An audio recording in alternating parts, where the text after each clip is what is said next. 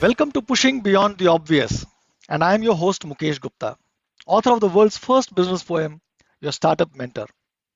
This is a show where I bring you ideas and insights from some of the best minds in the world so that you can be a better entrepreneur and grow your business. Today's episode of Pushing Beyond the Obvious is brought to you by Skillshare, an online learning platform with over 18,000 plus classes on business, marketing, technology, and many more.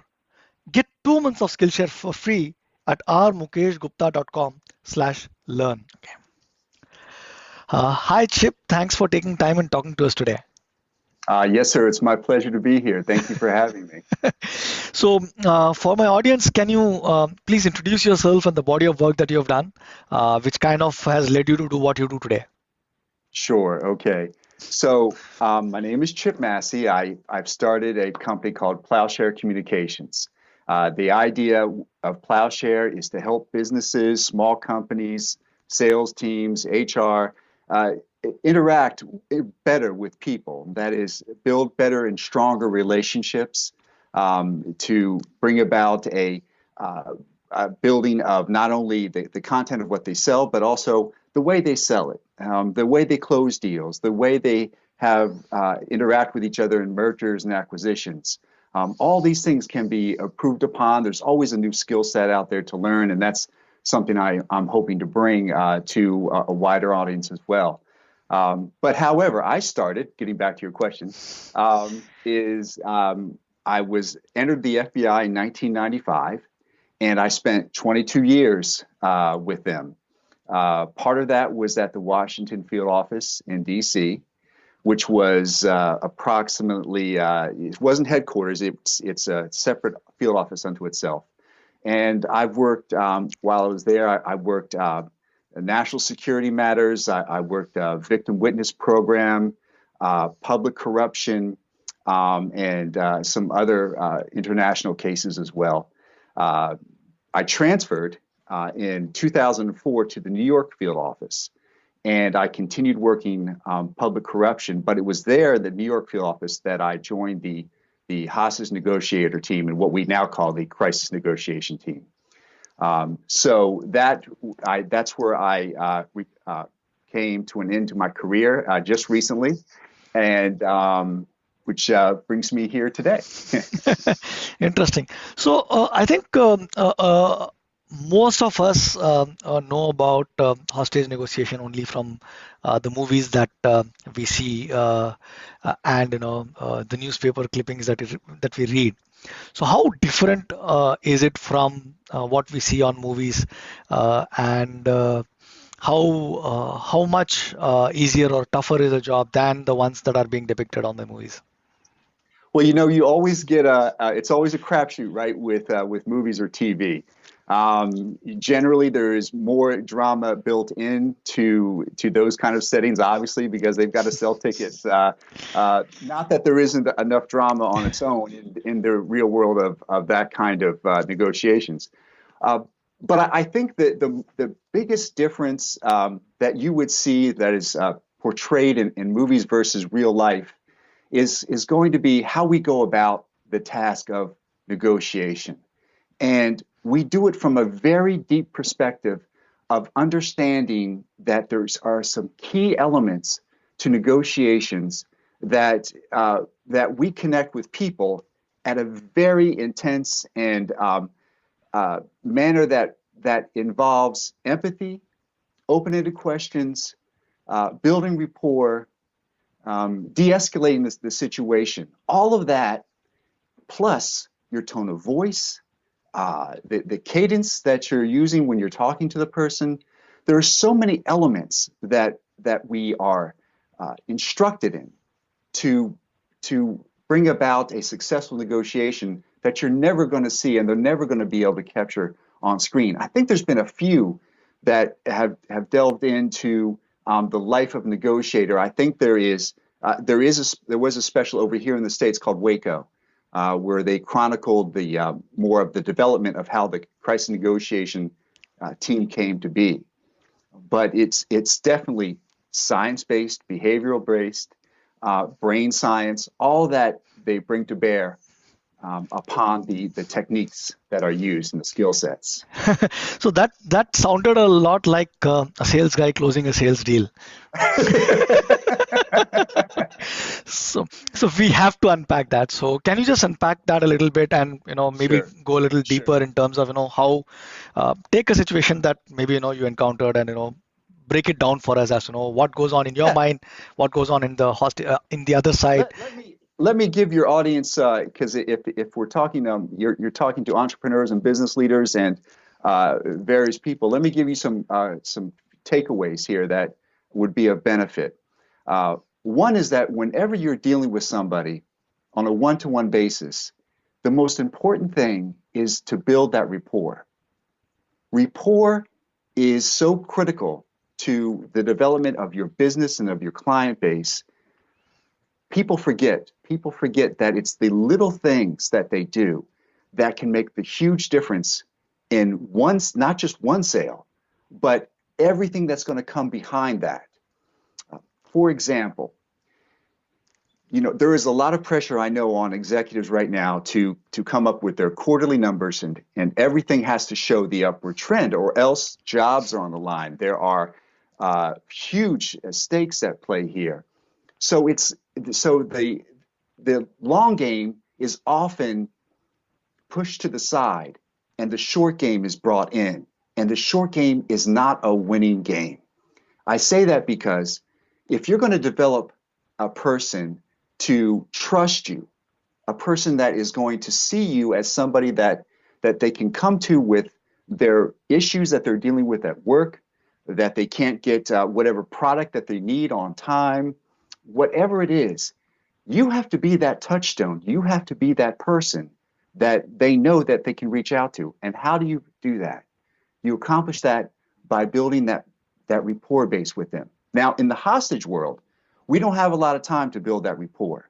It has to be very quick, and it has to come under an intense amount of pressure. But in the sales world, while at the same time, yes, there's that huge amount of pressure, but you still have more time to develop that rapport. And by doing so, I mean you need to connect with people on a human level, right? The thing somebody said to me a while ago was, if you know somebody that doesn't have any problems, you don't know that person very well. And it's so true. It's so true. Because if we pull back the veneer on anybody, I don't care who they are, what position they hold, they're all dealing with something. They're all struggling with something.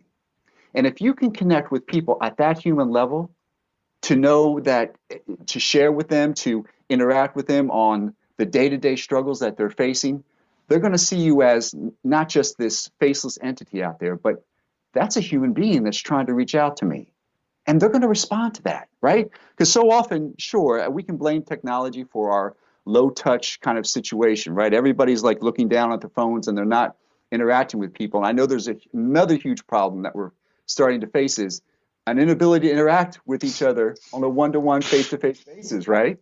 I mean, this is pretty good considering. I mean, technology has helped us tremendously in this respect, right? I mean, I Yeah, can of connect course. with you So here. you're there in New York. I'm here in Bangalore, and we're still able to talk face to face. I can see your face. I can see how you're responding. I can see that great smile that you have, and it's very welcoming.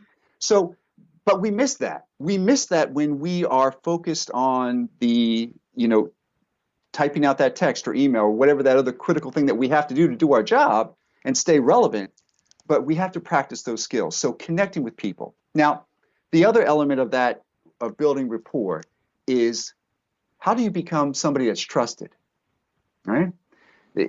All this is about building relationships. And you become somebody that's trusted by the small things.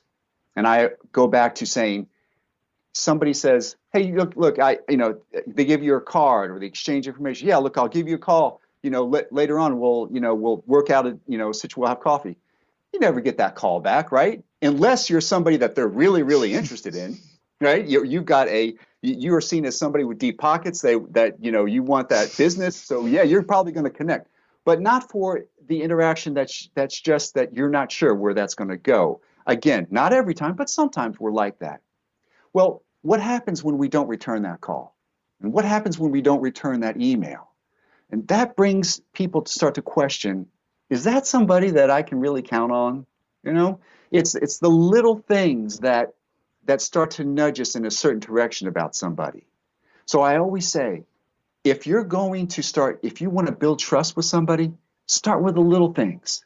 You know, if you say you're going to be on time for a meeting, you're rather going to show up at 8 o'clock, show up at 7:45. You don't have to knock on their door at 7:45 and say, "Hey, I'm here." Nobody wants that early person to show up. But you have to know that when you are saying you're going to be there at 8 o'clock, you're going to be there at 7:45, and you're going to be ready to present yourself in a professional manner at 8 o'clock. There won't be anything in your way. So it's those little things. The other side of trust is, I would say this: we don't always have to sell. We don't always have to go for that big deal. And I know a lot of successful executives out there that understand that that is a primary part of this interaction. And it's because if we are so busy trying to sell somebody, they're going to start to shut down.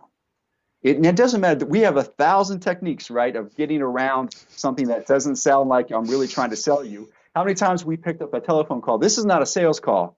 Really? I think it is. So when you start with this is not a sales call, it inevitably is a sales call.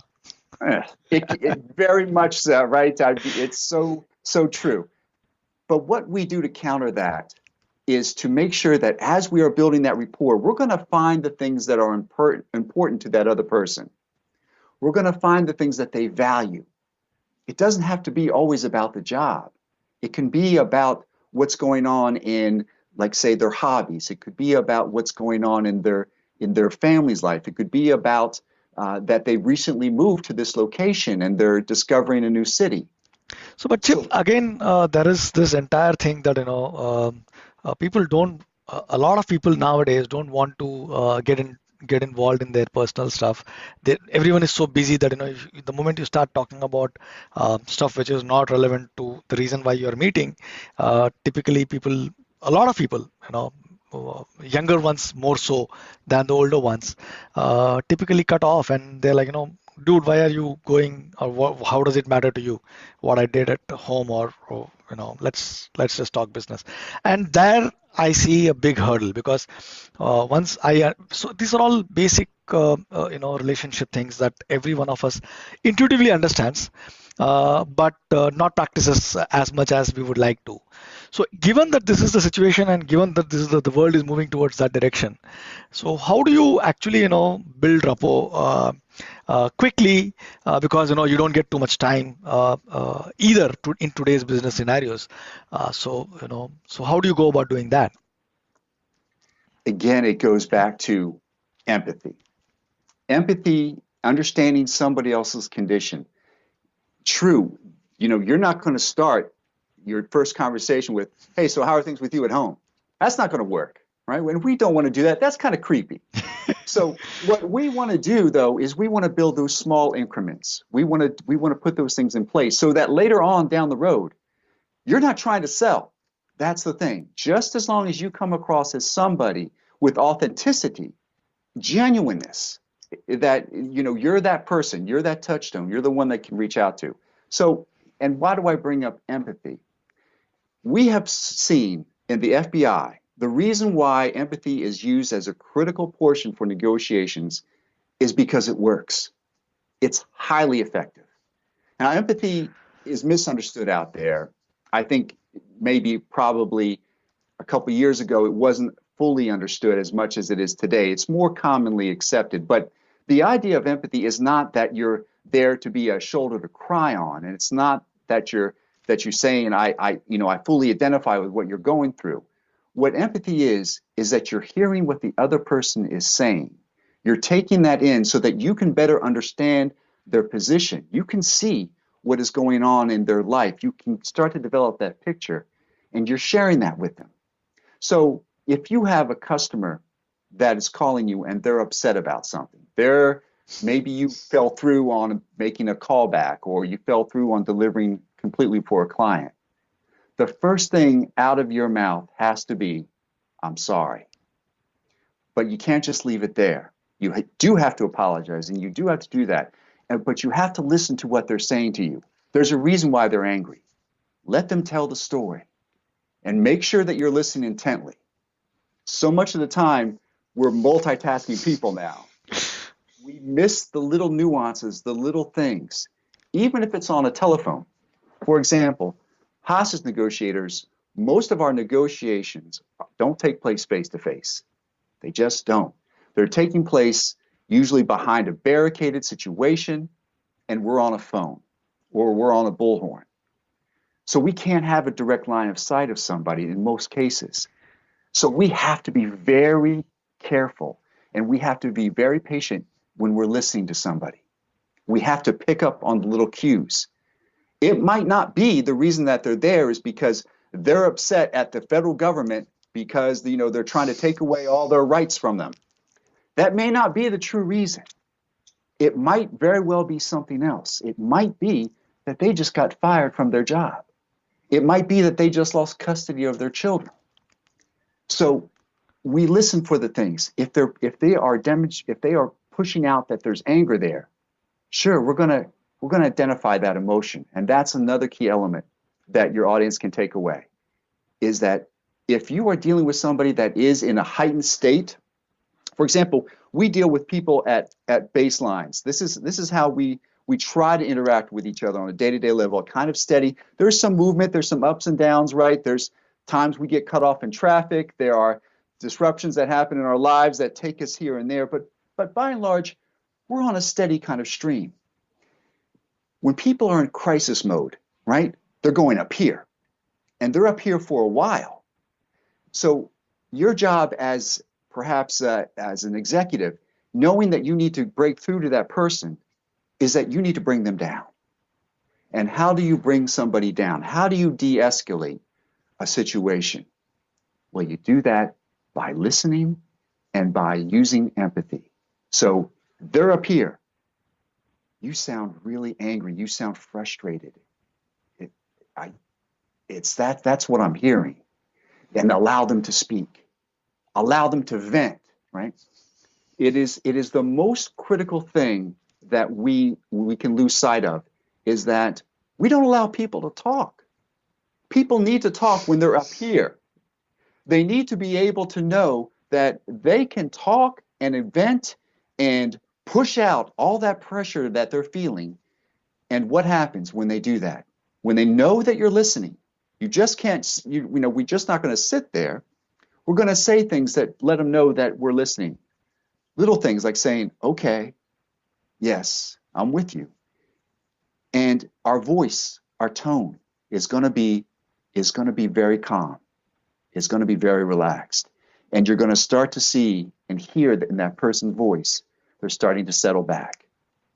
So when they're up here, go ahead. So interesting that you say that, because what I have read and what I have seen around me is that we typically match people to their tone or to their emotions. So for example, if someone is yelling at you, our tone automatically also goes up. And what you're telling here is that we need to be aware of our tone in that situation, and instead of matching our tone to their tone, we need to probably lower down, calm down a little more, and allow them to match to our tone.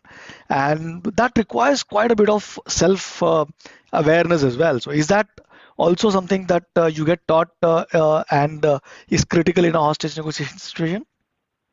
You've hit on a huge point, Mukesh. Huge. Exactly.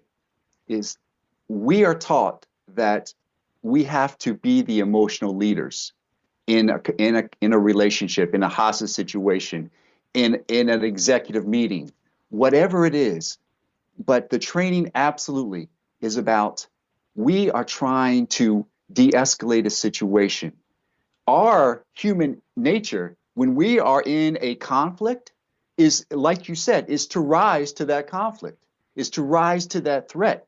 Fire with fire. You're going to yell, I'm going to yell more.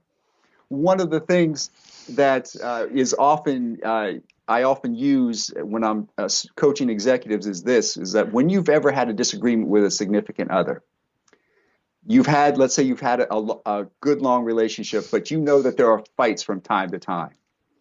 When we are engaged at that level of that intensity of emotion, it is our human nature to rise up as well, right? We want to engage, but we want to defend our position. We want to be the ones that are right because obviously I'm the right person here, you're wrong, and I'm going to show you where you're wrong.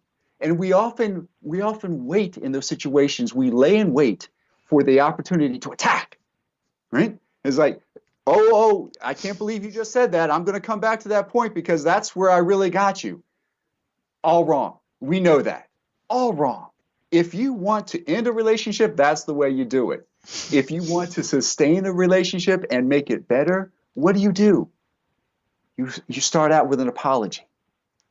That is the emotional leader. The emotional leader is going to say, listen, it sounds like I've really upset you. It sounds like I've really offended you. It sounds like I've insulted you. I just want you to know I'm sorry, and I want to make this better.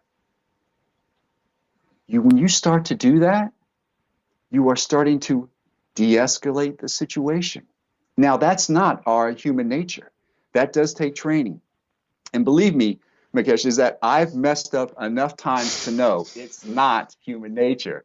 I continually am amazed at how often it will rear its head when whenever I encounter that kind of opposition, in a crisis situation. It's so easy to go back to how we are, I guess, programmed or wired. But if you remember the training, if you go back to the basics, then it will see you through those difficult situations. So let's unpack a little bit about empathy. So I know, everyone says that, you need to show empathy. Everyone talks about, how it is important to empathize with someone. It is important to, able to feel what someone is feeling or understand their world or their reality, so to say, because, every one of us lives in our own reality. So, but how do you go about doing that? I've not seen many people talk about or share tactics in terms of, how do you actually empathize with someone? There are books that says, okay, put yourself in their shoes. That doesn't really help someone who can't empathize naturally. There are some people who can, by their very own nature, can easily empathize with someone, whereas a lot of people. So, for example, I have this difficulty to empathize with people. Now, what is it that I can do so that I can become better at showing empathy or, better at being empathetical towards someone else? And I think the closest thing that may help in terms of a business mindset is pain points. What is it that the person is trying to communicate to you? Let's say it's the business relationship and something isn't working and something isn't quite gelling, and they're trying to communicate something to you. We all have the human emotional spectrum that we deal with. So we're all going to be able to connect on a human level at some point. The key is to find that thing that they are struggling with, that there's that pain point that is frustrating them, that is making them angry. But a lot of the time it's recognizing the one emotion that's in play, and often it's fear. If you can identify the emotion, fear, sadness, these things, frustration, all these things we can identify with on a human level. It's when you do that, Mukesh, it's when you are able to hit that one chord that they put out. You may not get it the first time, you may not get it the second time. Eventually, you're going to find that one thing that is important to them. You're going to hear it in their voice, how they respond to you. It might just be, that they are going along, yeah, whatever. And then all of a sudden you say, you sound like you're dealing with a lot of anguish over there. What else can you tell me about that? if that's what you've hit on and that's what the other person is in fact experiencing, you'll know it in a second because they'll say, that's right. Thank you for saying that. I've been so frustrated and it's built up a lot of anguish in me. Okay, we're on our Interesting. way. That's how it begins.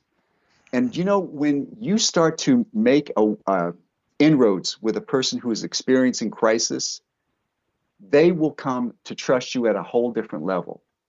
I don't know if you've ever experienced this, but whenever I run across somebody that's giving me exceptional service, that seems to care about what I'm going through in my day-to-day life, it could be somebody that I've purchased one specific, let's say, item that I wanted for my life. It might be a software program or something, but they're just one of these tremendous individuals that seems to really take an interest and seems to know how best that this software can interact with what I'm dealing with at my very pain point problem level.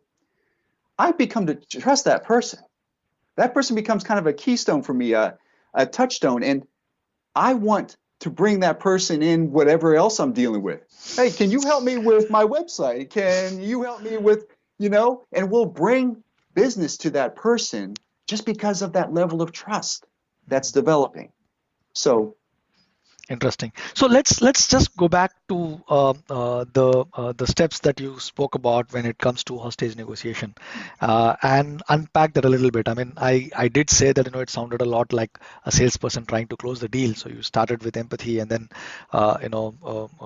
step by step. So if you could just explain those steps in a little more detail, I think that'll give ideas. So one of the reasons why I do this podcast, and one of the things that my audience really appreciates me is that in having these conversations, there are some 1 point or 2 points in the entire conversation that strikes a chord with them and gives them an idea which they can immediately go and implement in their business, which has an impact. And that is how I'm slowly growing my audience as well. So if you could just take maybe 2-3 minutes to go through that process once more and maybe detail it out a little bit more, that'll help, sure. I guess. Absolutely. One of the basics that we use in hostage negotiations when we're training people in this craft is the use of active listening skills. A widely known concept. It's out there in the public domain. Anyone can study this. Anyone can understand the theory that's behind this. But it's so key, it's so critical, and it's so effective. So the first thing I would understand, besides understanding where the person is, to begin to make inroads and connections to your audience, to your sales, to your business prospects and potential clients, is to start with open-ended questions. The quickest way to kill a conversation is to ask a close-ended question. A close-ended question would be, how old are you? Okay. That's a one-word answer. Where are you from? From New York. Okay. You see, these aren't getting us anywhere. Now, you can start off with some close-ended questions, but you have to, after one or two, you need to start with open-ended. An open-ended question was, oh, you're from New York. What was it like growing up in New York State? That's a whole different question, right? Yeah. That is asking for a more expansive answer. Somebody can then start to tell you, say, depending on where they were in the state, if they're upstate, they're going to start to describe a countryside to you. They're going to start to describe, it was so quiet, it was peaceful out there. We had a garden in our backyard. These are all things that you can then start to pick up on and start to talk about because they're mentioning it. It's probably important to them. Oh, you had a garden? What things did you grow in the garden?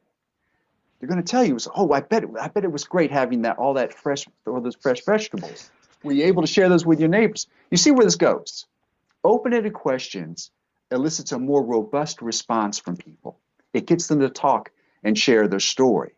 So that's one side that if we just practice, let's say you make a time in your day and you're going to set aside 4 hours of my day, and I know any person that I come in contact with, whether it's on the phone or in person, I'm going to start to ask open-ended questions. That's how you get good at it. It's not a natural thing, but it's the kind of thing that you do with your friend. Yeah. It is absolutely like, right. That's how we find out about each other, how we're doing. We know to probe, we know to ask further questions, we know how to follow up, we know what they're excited about, we know what makes them tick. That's what you're trying to do. You're trying to always find out more about that individual. Because I can read a LinkedIn page, I can read a website. That's not going to tell me anything. To be quite honest, it's going to give you a basic structure. It's going to tell you where they went to school. It's going to tell you where they matriculated from. It's going to tell you the careers they've had and where, that kind of stuff. But is it going to tell you what they're passionate about? Nope. Is it going to tell you the biggest mistake that they made in their life and things that they're embarrassed about? No. But that's how you do it. You begin to unpack those things. So open-ended questions, huge. The emotion part, when I alluded to earlier, is that it is so critical to name the emotion that somebody is telling you about. So whether that's anger, whether it sounds that they've been rejected, whether it sounds that they're very excited about something or very disappointed about something, it's key. Focus on that.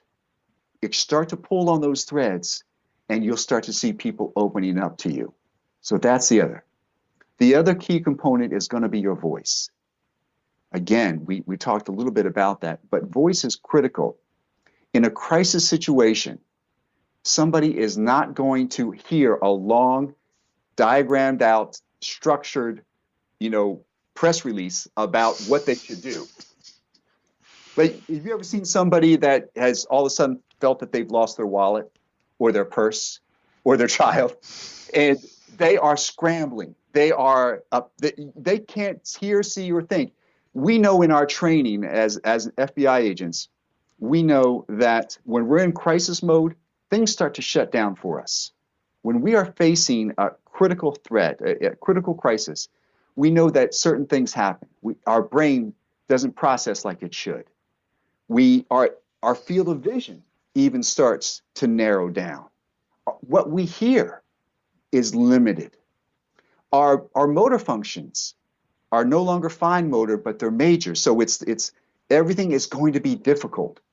Everything's going to be that much harder. So when we're talking to somebody, we have to bring our voice to that calming effect. We have to bring it down a level. And we have to use short sentences. We have to repeat them so that we know that the person who's struggling hears what we're saying. But so it's going to be empathy, it's going to be open-ended questions, it's going to be your voice, and it's going to be always, always, always the active listening skills. Mirroring, certainly that's an effect. Pausing, allowing the other person to talk. It is so key. So many executives are so uncomfortable with dead air. Now, you and I can't practice that because a podcast is not really effective, is it, for dead air to happen? But be confident and be comfortable with allowing there to be nothing said between you, but you're waiting for that person to open up and to expand on something. So critical to listen. I can't emphasize this enough, and maybe that is the biggest takeaway that I would bring is we need to develop our listening skills if we're going to make greater connections and greater clients that want to bring us business. We have to develop our listening. We can't always be the person talking. If we're the person that's talking, you're not giving your client or your prospect the opportunity to tell you what they're dealing with, what they truly want. So many are stuck on saying, well, I'm great. I've done this for this person. I can do this for you. This is the awards that I have accumulated over my life. I drive a such and such. I don't care. What can you do that's going to help me? Do you understand what I'm going through? That's what it's about. It's about listening. Yeah. Interesting. So let me just flip the situation now. There are times when we are agitated, we are angry, we are at a heightened state of emotion, and in a crisis mode. right? So you said that when someone is like that, your all those physiological changes happen. Your brain starts to focus, the vision starts to narrow down. You tend to hear less. So how do you ensure that you are able to still remain calm, still you're not negotiating with anyone, but you're just in the situation, and when you want to stay in control and not lose out on all the other physiological changes. So how do you do that? Because I have seen that a lot of executives and a lot of business owners, a lot of sales guys even get into this position, and then a lot of them lose it, and then uh, they regret at a later point in time that maybe I just threw away something by being dumb in that situation. So how do you ensure that you are able to stay on top of a personal crisis in a way, you know? Mm, a great question. And it is, again, so key is the training part of this. Obviously, I've had the benefit, and anyone that's gone through this, the hostage negotiation training, has the benefit of that knowledge base and being able to respond into these kind of situations. But we can absolutely develop this on our own. And here's how a first step would be: recognize what it is that you want out of that situation. Let's say you're dealing with, like you said, the upset executive, who is in a crisis, and they're pulling you in their crisis. Now they're yelling at you, right? They're upset. Whatever it is, you are brought into this crisis mode. The research shows is that when we focus on the positive outcome, that we're going to perform better, we're going to bring about a greater skill set, we're going to be our best selves when we are focused on that positive goal of what we want out of that situation. As an example, somebody's telling you that that everything is falling apart, that you're not doing your job, or the department is not performing up to their standards, everything is a mess. You, in the face of that, remain calm. How do you do that? By focusing on the ultimate goal. The ultimate goal is that you want is to perform your job at your best level. You can't control whether somebody is going to appreciate you or not, whether they're going to give you the contract or not, they're going to give you the promotion or not. You can't control that.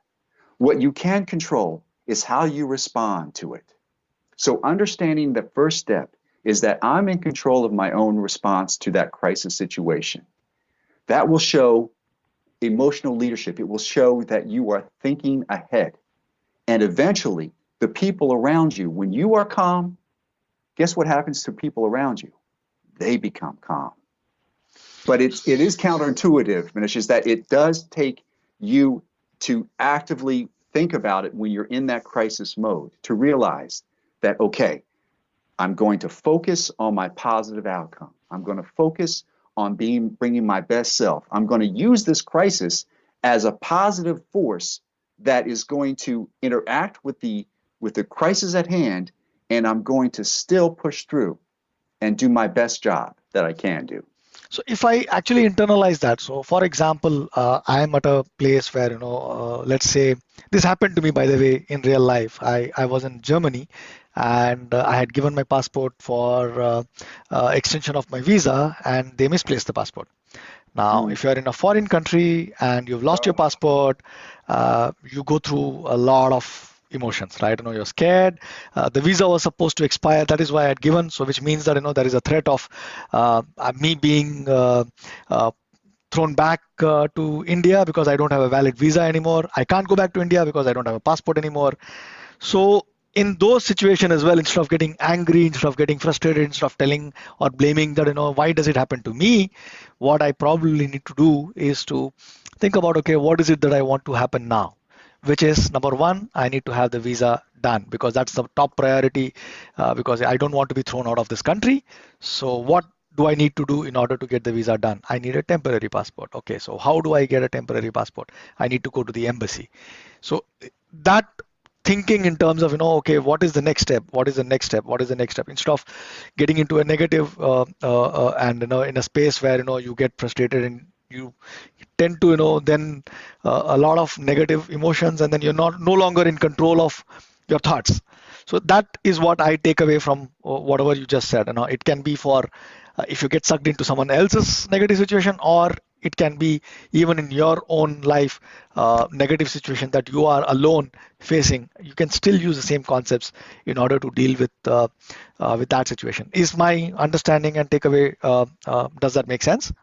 I think it's brilliant. And I think the other thing I would add on to that is that when you are in that situation, and let's take, as that's a great example, a loss of passport, you know that there are certain people that you have to interact with to get things done for you.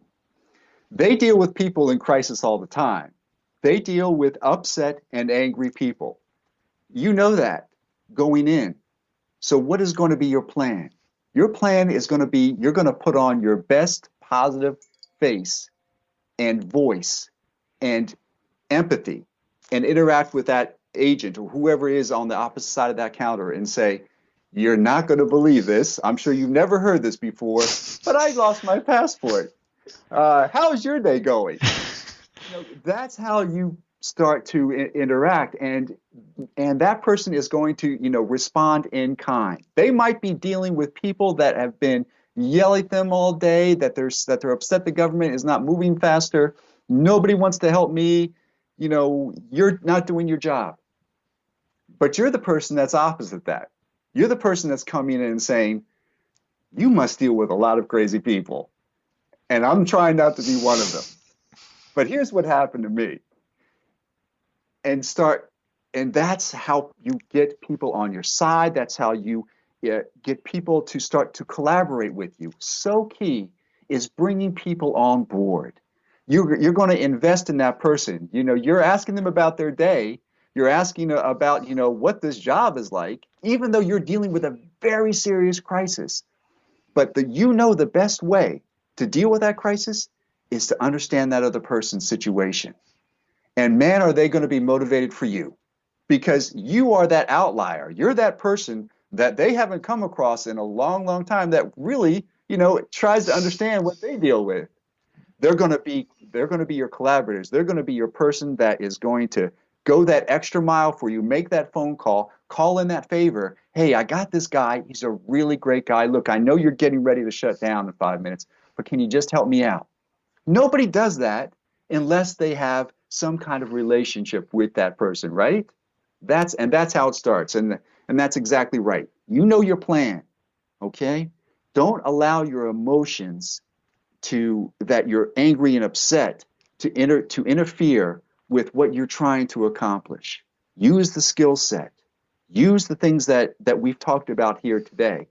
And I promise you're going to see great results as a byproduct of this. And when I think about it, I mean, it's very, very counterintuitive, and this is something that probably needs a lot of practice in order for someone to be able to do that level of self-awareness. And I think as entrepreneurs, there are times when I feel that we live in an alternate reality, a reality that we are trying to create. That's not there, but we are trying to create that reality. And in our attempts to create that reality, there are a lot of times where we lose touch with the real world that we are in. And I think if there was a lever which can actually have a disproportionate impact on our working and the results that it can give, I think this is one of them.